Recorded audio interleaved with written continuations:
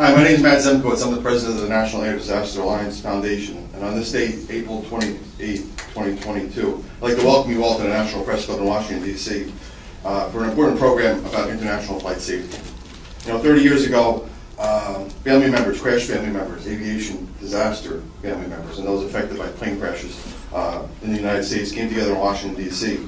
to really form the basis for the National Air Disaster Foundation. National Air Disaster Foundation has proved to be an effective conscience and a voice in the room to really institute change and promote our core values of aviation safety, security, survivability, and provide support for victims involved and whose lives have been forever affected by aviation tragedies. In 1985, President Bill Clinton signed an executive order with Vice President Al Gore helping our founding organization pass the Federal Aviation Disaster Family Assistance Act, which proved to be a spearhead for the way we handle crashes and handle victims and families today and investigate accidents in the United States. Currently, the National Air Disaster Alliance is highly recognized in Washington, D.C. and serves on many aviation committees such as the Aviation Security Advisory Committee, such as the FAA Aviation Advisory Committees, Aviation Rulemaking Committees, and other groups throughout the industry to really institute and go back to our core values of providing improved safety, security, and survivability for crashes. So, family members inherently become experts in their crashes.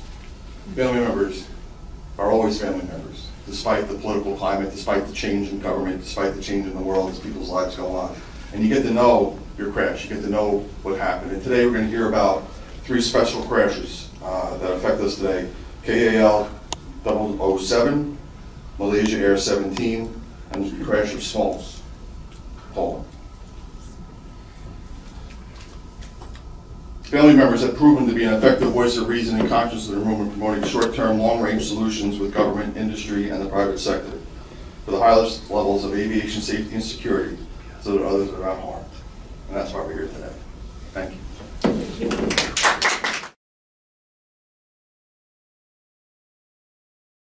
The organization has received a very important letter from Tony Macerositz, and the chairman, and the letters from the Republic of Poland, the subcommittee for the air disaster reinvestigation.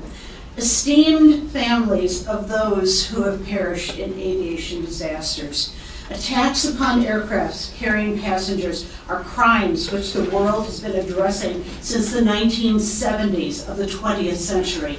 In most cases, they had the character of threats, attacks upon a specific people or countries that were to be intimidated by such an act. From today's perspective of imperialist aggression by the Russian Federation, the Smolensk crime of April 10, 2010 has a particular significance. The goal was the elimination of the President of the Republic of Poland, as well as the Polish military and political elite, in an effort to allow Russia to continue its energy and political domination among European countries. The aircraft was destroyed by thermobaric explosion, which first destroyed the left wing and then the center, killing the Polish delegation heading to commemorate the 70th anniversary of the Katyn genocide. The crime was accompanied by one of the largest disinformation campaigns aiming to blame on those who had been killed. The Russian side, in its propaganda and false MAK reports, blames the Polish pilots for the tragedy. They blamed the commander of the Air Force and President Lech Kaczynski himself. The terms of the Chicago Conventions were forced upon the investigation, giving Russia all the evidence and empowerment to investigate this catastrophe, notwithstanding that this was a military aircraft not subject to these stipulations. Evidence was destroyed, hidden, and falsified, including the sound and parameter recorders, as well as parts of the aircraft, which bore traces of the explosion and the explosive materials. The most terrifying, however, was the Russian conduct with the corpses of the fallen, whose injuries and location at the site were likely indicative of the explosion. All these actions had one aim: hide the perpetrator's goal of the attack and deter uncovering the truth. A special role was played by the Russian Special Services, which from the very start, by its agents, controlled the preparation of the attack, directed the flight from headquarters in Moscow, destroyed the aircraft, falsified investigation, and importantly spread false media propaganda. In light of the aforementioned, I thank the families of those who perished in aviation disasters and organizers of today's conference and the media for the possibility to present the truth about the Smolensk crime. The report of the commission investigating the Smolensk crime of April 10, 2010, which encompasses all 338 pages of evidence, 10,000 pages of attachments, was published on April 11th of this year. The English version is available today on the website of the Ministry of National Defense of the Republic of Poland. Let's meet the family members from Smolensk.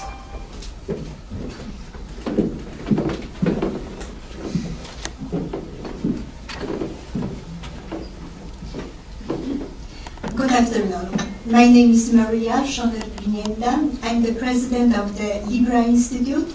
It is an American NGO dedicated to fostering better understanding and closer relationship between Poland and the United States. I would like to thank Ms. Dunham and Mr. Dziękiewicz and the National Air Disaster Foundation for inviting the Polish delegation to present the Smolensk case today. I would like to refer to the statement. Today Georgia, tomorrow Ukraine, next the Baltic states, and then the time will come for my country, Poland. This prophetic statement was made by President of Poland, Lech Kaczyński, during the rally in Georgia in August 2008, at the time when Russian tanks were rolling towards Tbilisi. By organizing and leading a delegation of the European leaders to Tbilisi at the time when Russia invaded Georgia, President Kaczyński called the attention of the entire world to this aggression. As a result of his decisive intervention, Russia stopped the assault on its small neighbor. President Kaczyński was severely criticized for his unequivocal stand in defense of Georgia. He was criticized at home and abroad. The Russian propaganda machine, supported by the German-led Western media, portrayed President Kaczyński as an irresponsible radical who puts Europe on the collision course with Russia, and effectively discredited President Kaczyński in the West. Less than 2 years after the Georgia crisis, the official delegation of the Republic of Poland, with President Kaczyński and the First Lady on board, flew to Smolensk near the Katyn forest in Russia to commemorate the 70th anniversary of the Katyn massacre and pay respect to the Polish victims of the mass extermination operation led by NKVD in the spring of 1940.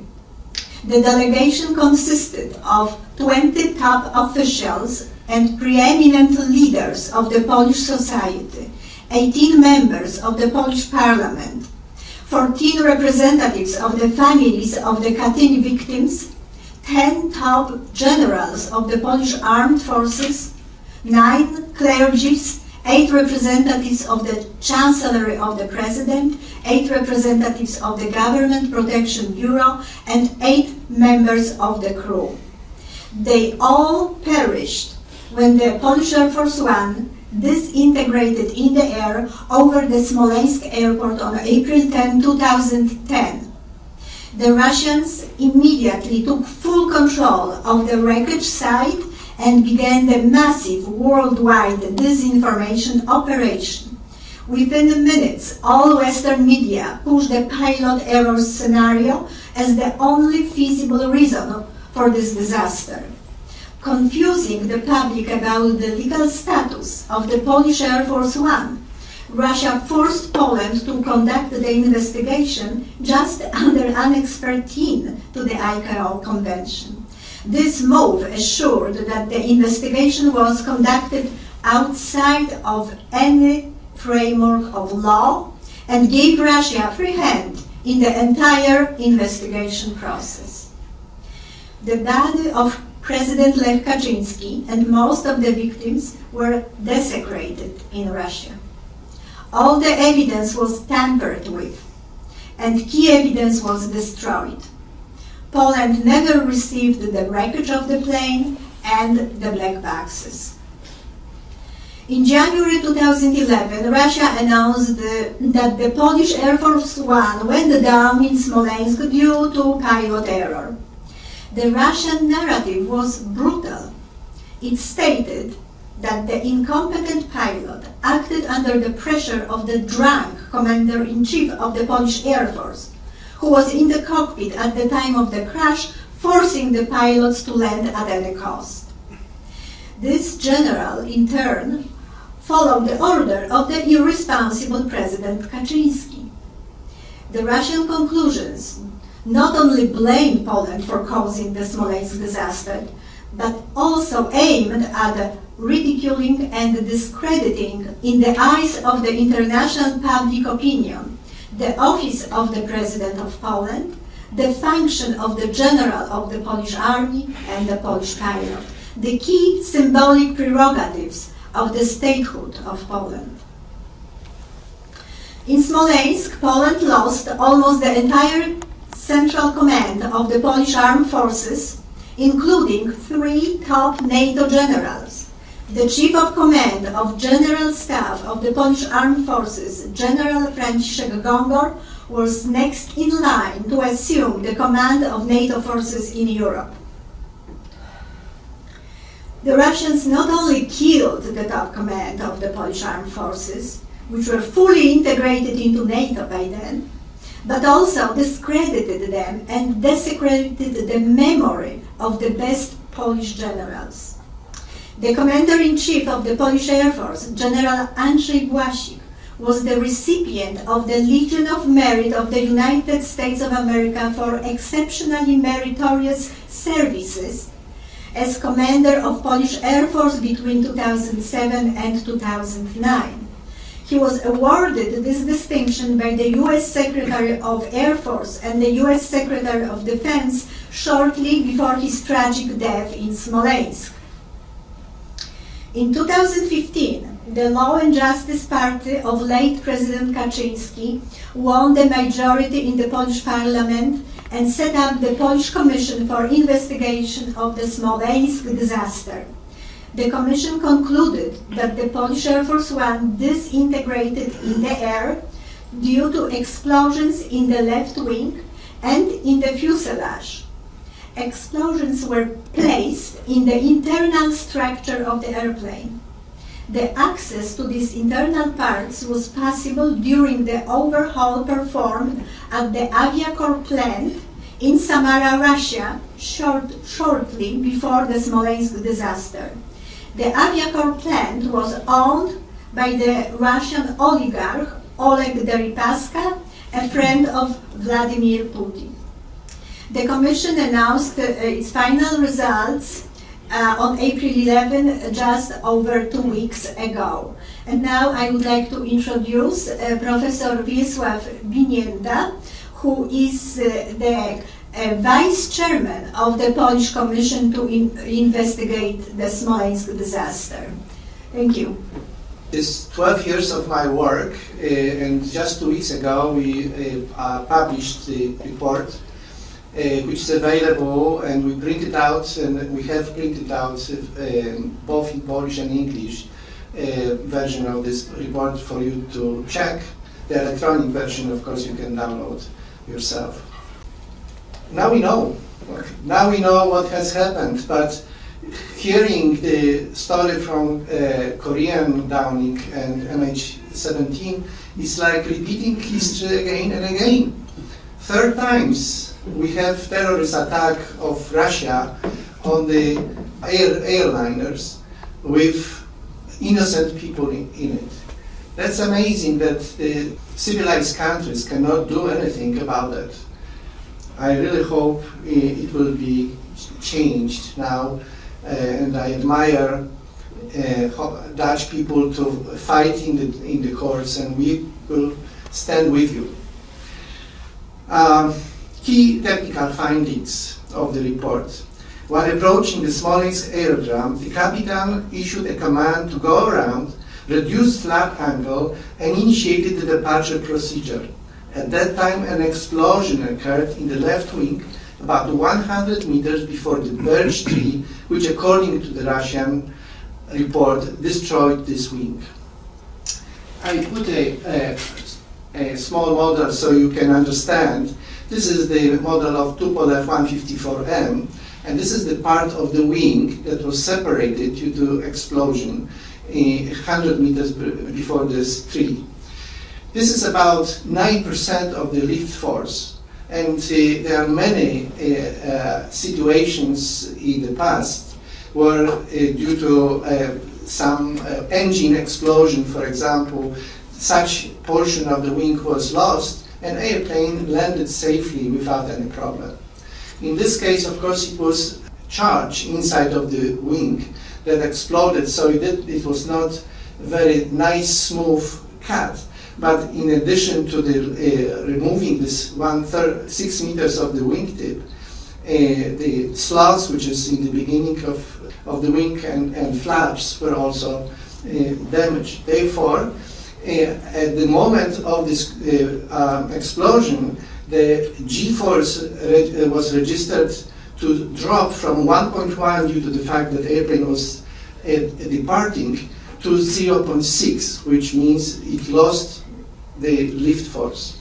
The autopilot immediately reacted to this by pushing the airplane to the gliding position and pushing the left wing forward, shadowing the good right wing, and therefore balancing the lift force on both sides and securely fly together, then taken by regular rear pilots. However, due to the progressive damage of the left wing, the airplane starts to turn down with the left wing down. We are talking about 40 meters almost span of the wings. So the story given by Russian that the airplane was cut by the birch tree at the 6 meters above the ground cannot hold any water, because if you start to rotate 6 meters above the ground, you have to touch with 20 meters still hanging wing. But it is not anything wrong for Mr. Putin. So after that, 4 seconds later, the next part of the airplane was separated from the airplane. This was the T-section of the vertical stabilizer with horizontal stabilizer. That part, which was soon after STAFS 38, and caused basically the airplane not to be controlled anymore, and in the position of minus 90 degrees, it dropped like free flight. This part, on the other hand, flew separately. It is also like a small airplane. So from the moment of separation of this part, there were two objects flying, and they were noticed by witnesses. This one flew more to the south, the whole airplane more to the north. Eventually, when this part touched the ground at the minus 90 or plus minus 10 degrees, full explosion happened in the fuselage. This explosion separated the tail section with 3 jet engines, which is the heaviest part of the airplane, and typically when you fly a very shallow angle at 76 meters per second horizontal velocity on the 12 to 18 meters per second vertical, this part, the engines would move forward the most because there's a lot of kinetic energy, a lot of mass with the same velocity. The light things will stop first, the heavy things will move forward. This explosion pushed back the whole tail section with the pressure bulkhead, and therefore reduced the kinetic energy, and therefore it stopped at the beginning of the field of debris. Other thing at this moment happened was the left door was shut into the ground. From that position, shut into the ground, 1 meter deep. They couldn't find that door for several days, and that was fortunate for us because they didn't manipulate this critical evidence. Yeah. Other things, of course, would be the hull destruction, the hull penetration, and the fragmentation of the whole airplane. Forensic labs detected hexagon, which is RDX, pentrite, TNT, and post-explosion compounds on the airplane structure fragments. The explosions caused the death of everybody on board and the total destruction of the aircraft. I would like to show some pictures, examples of the evidence. Due to the explosion, the material not only can store the traces of the chemicals that are producing the explosion, but also they deform in particular way. We can see on the top left picture so-called post-explosion curls on that wing that was separated at the very beginning. We have made also simulations of this particular theories from Russia, and we found that if really the airplane would hit the birch tree of the 44 centimeters diameter, basically the wing will cut the tree cleanly with some damage to the slots and leading edge, but any part of the wing will not be separated. The impact of this vertical stabilizer was very interesting, and this is quite new to many of people right now. In fact, in the MAC report, people took the proper evidence taking pictures, and they found that on the grass, on the south groove, there is a paint, and that paint is from that end of the horizontal stabilizer. This was the only paint on that part left over after the separation. And this basically hit the ground, like you can see on this picture, and then disintegrated and moved forward. So we know that the salt groove was done by separate parts, nothing to do with the airplane as a full body itself. We found the traces of fragments left on the ground. You can see the path of flying of this part.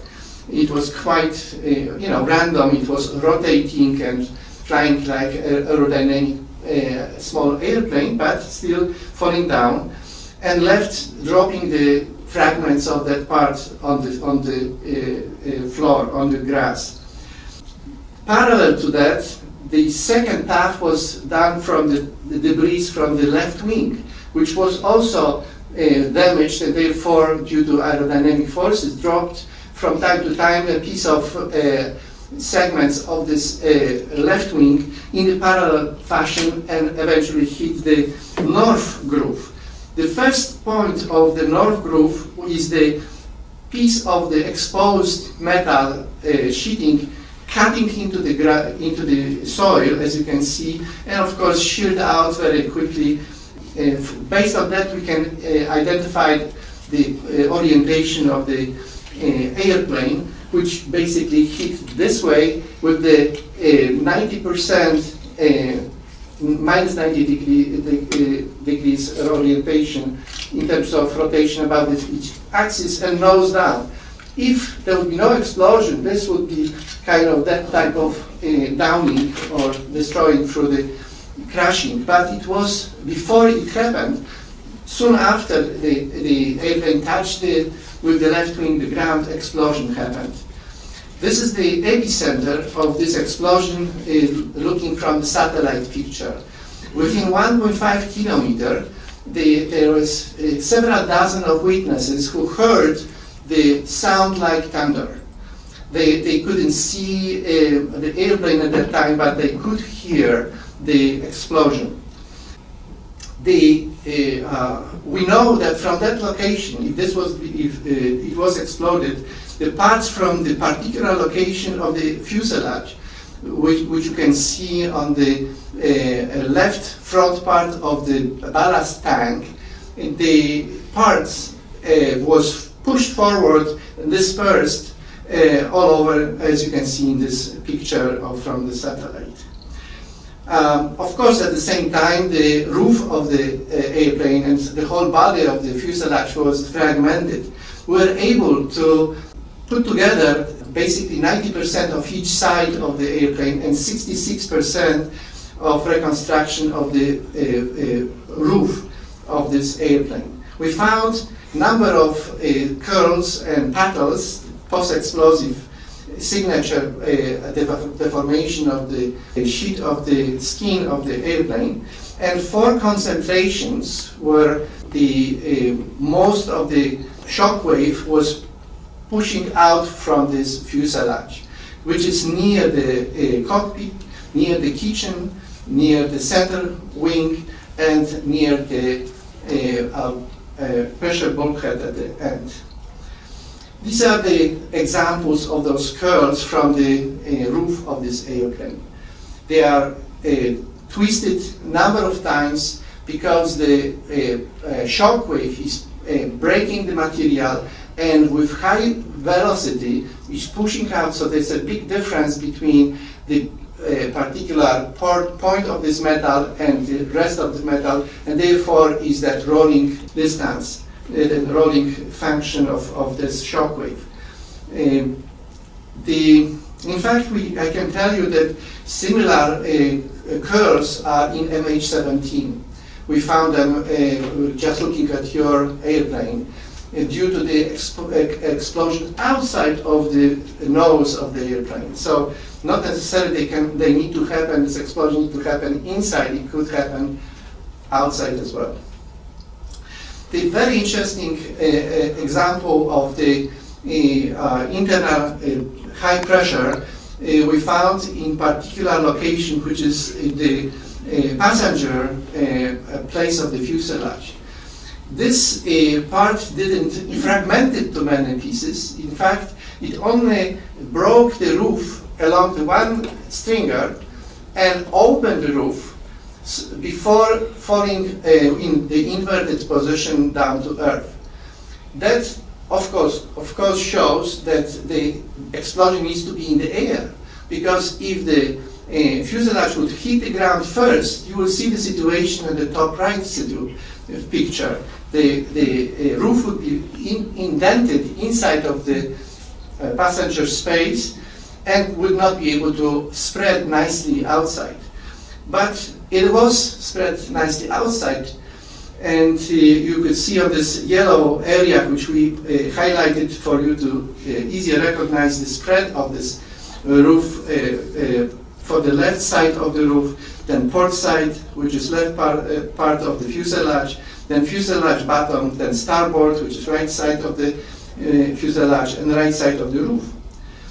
If you can examine the fracture edges of the roof, you can see there is no any material loss, and basically the material open along the rivets which were connected to the stringer. And this has happened typically due to hoop stress under the high pressure inside of the cylinder.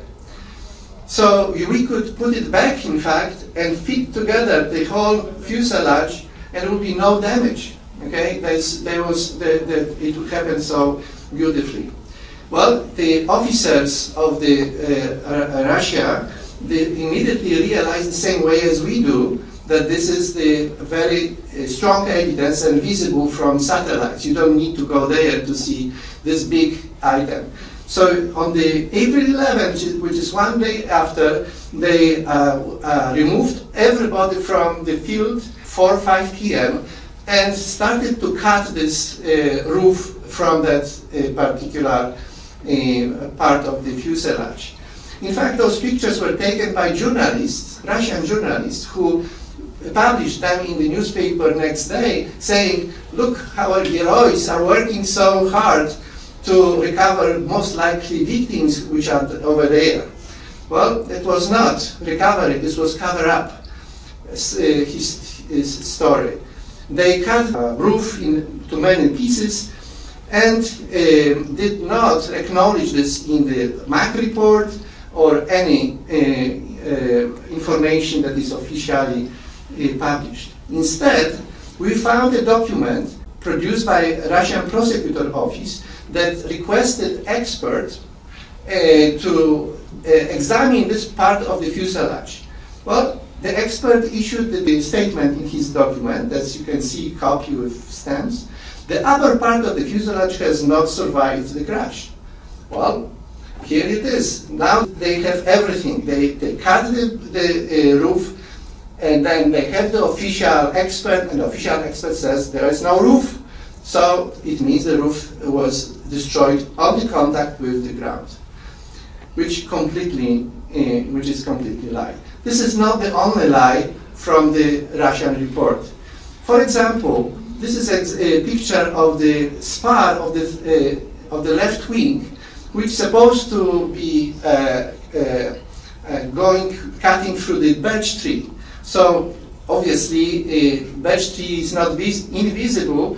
If it goes through the spar, would have to break it, but the spar was not broken in the proper location. So what they did, they made a nice line and cut it according to this line, the red line, as you can see, to two pieces, so they can claim that the tree broke this spar during the approaching the ground. Well, we did a lot of effort to answer any question. We have built, together with National Institute of Aviation Research, 33 million elements finite element model with inverse engineering using the twin identical airplane that was used by the government of Poland. We also tested every piece of the material in this airplane, so we have very accurate ability to test any scenario. We could put down into the ground, we could fly into the birch tree or another tree, we could put explosion elements, we can see what happens to passengers, we can get any answer. By comparing the simulation using, according to Russian theory, which is falling to the ground with 76 meters per second horizontal velocity, 18 meters per second vertical velocity, as the whole airplane without on the left 6 meter left wing, we found that individually every piece of this debris looks different. For example, this is the tail section. On the left you can see finite element, on the right the real state. On the left there is no bulkhead with the tail section. On the right you see a bulkhead. On the left all engines were separated from the tail section. Even that central part one was tilted. On the right side, on the right engine was separated due to explosion, and the other two were together with the tail section. This is the famous door which was embedded into the ground at the beginning of the crash scene. It looks like embedded, like without much of the deformation, as you can see. Now, if we do the same observation for the simulation, the door cannot be embedded. The horizontal velocity basically drags this door forward and twists and bends. There's no way to cleanly inject this door inside of the soil. We did this special work together with NIAR, and we found that in order to get this door into the ground, the vertical velocity has to be 120 meters per second, which is about 10 times more than falling airplane vertical velocity, and horizontal velocity has to be less than 30 meters per second, which is less than half of the horizontal velocity of the airplane. Well, Now we know that the position, if in this position you have explosion, the vector which is going to the ground and backwards will reduce the horizontal velocity and increase vertical velocity to the requirements of physics. Overall, we can calculate that there is not enough energy in the system of the airplane by its own to generate 60,000 fragments, as you can see on the satellite picture, that are all over this area. Basically, you need to have extra source of energy, and obviously this extra source of energy is explosions. The www.smolensk-news.com contains all in English materials that we collected, including the report in English and report in Polish, and some other presentations that you may want to explore further. Some scientific aspects that was done by me and my colleagues were published in peer-reviewed journals, international journals, and I can tell you 3 of my graduate students got PhD within these 12 years to work on that topic of Smolensk. All 3 are Chinese, and all 3 got very good salary and were invited back to China. And they are now prominent professors in China.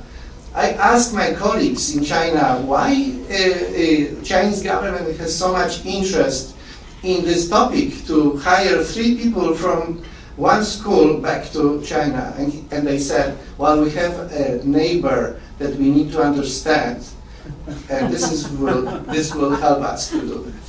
Thank you.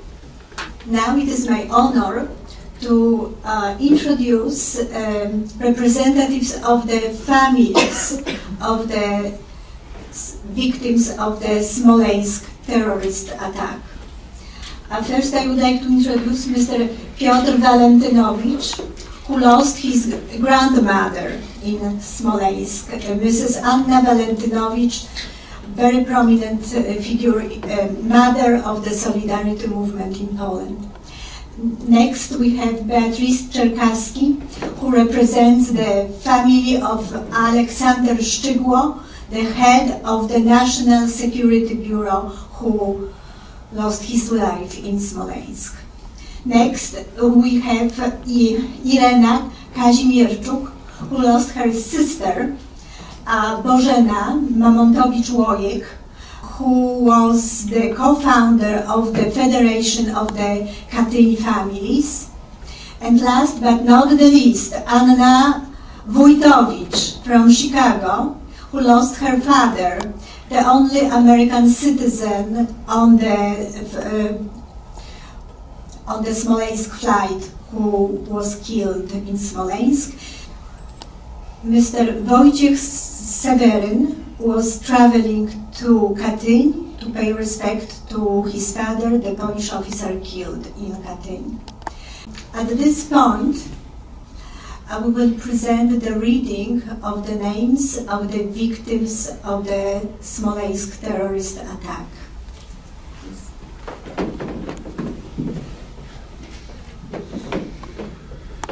Thank you very much. Top officials and preeminent leaders of Poland.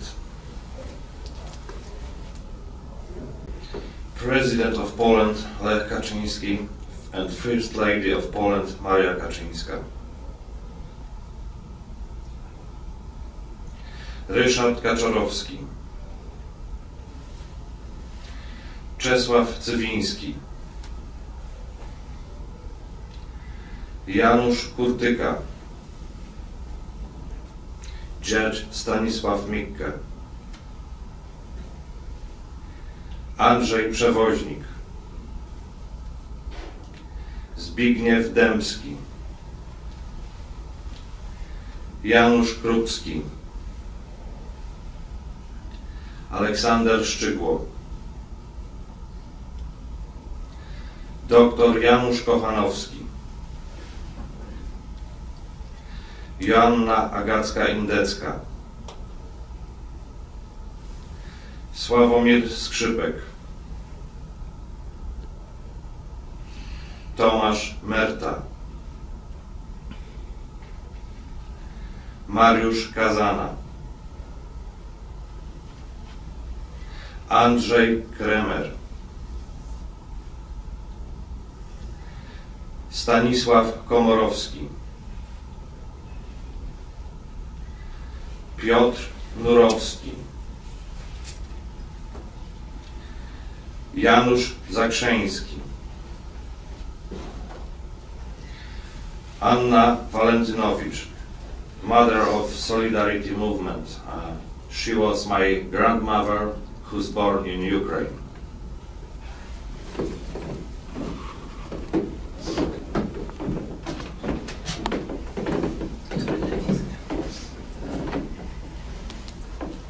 The Chancery of the President. Władysław Stasiak, Mariusz Hanzlik, Paweł Wypych, Dariusz Jankowski, Barbara Mamińska, Katarzyna Doraczyńska, Izabela Tomaszewska, Aleksander Fedorowicz, and the Government Protection Bureau, Paweł Krajewski, Second Lieutenant Jacek Surówka, Paweł Janeczek, Jarosław Florczak, Artur Francuz, Kapitän Dariusz Michałowski, Lieutenant Piotr Nosek, Marek Uleryk. Thank you.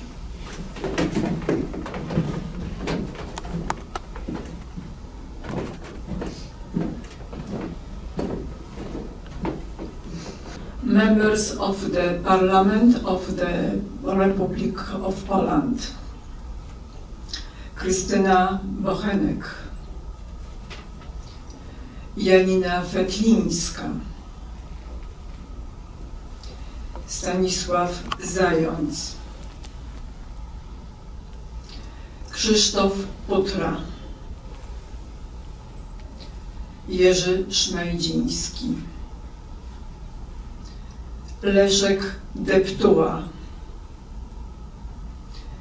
Grzegorz Dolniak, Izabela Jaruga-Nowacka, Grażyna Gęsicka, Przemysław Gosiewski, Sebastian Karpiniuk, Aleksandra Natalii Świat,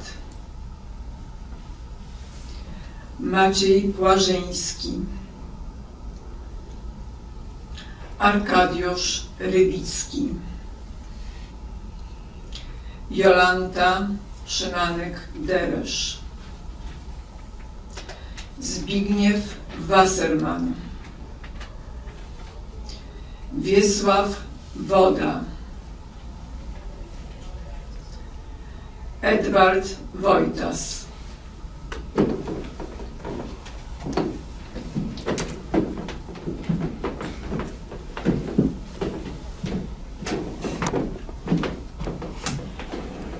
Families of Polish officers murdered in Katyn. Bożena Mamontowicz-Łojek, representative of Katyn families. And we have here today with us her sister, Irene Kazimierczuk, who came here from Poland to join us. Ewa Teresa Bąkowska, Anna Borowska, and Bartosz Borowski. Edward Duchnowski, Tadeusz Lutoborski, Janina Natusiewicz-Mirer, Stefan Melak, Bronisława Orawiec-Lufrel, Katarzyna Piskorska, Andrzej Sariusz Skąpski, Leszek Solski, Teresa Walewska-Przyjałkowska, Gabriela Zych, Wojciech Seweryn, son of the cutting officer and my father, who was the only American citizen on that plane. Clergy. Monsignor Bronisław Gostomski, Monsignor Roman Indrzejczyk, Monsignor Józef Joniec, Monsignor Zdzisław Król, Monsignor Andrzej Kwaśnik, Adam Pilch, Bishop and General Tadeusz Płoski,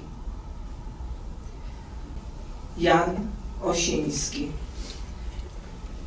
Monsignor Profesor Ryszard Rumianek.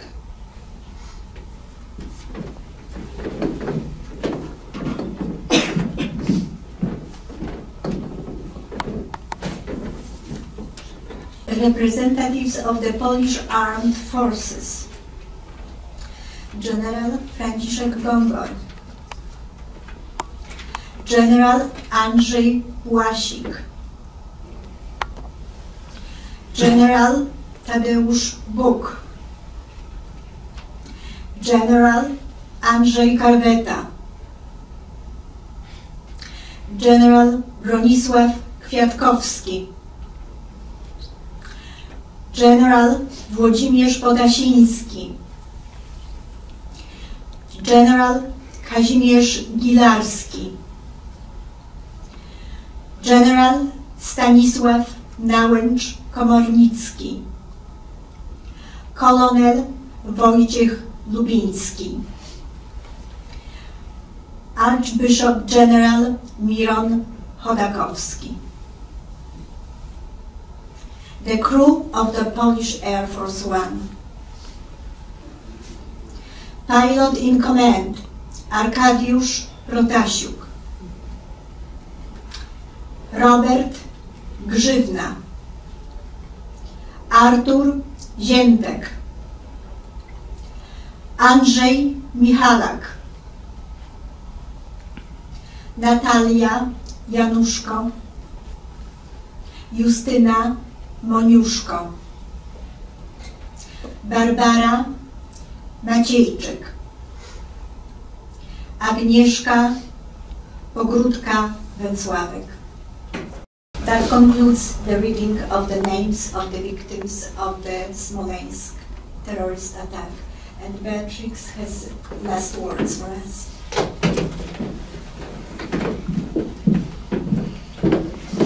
So I would like to convey very heartfelt greetings to all of you, in particular to Madame Gail Dunham and the organization, from the families who very much wanted to be here but could not attend.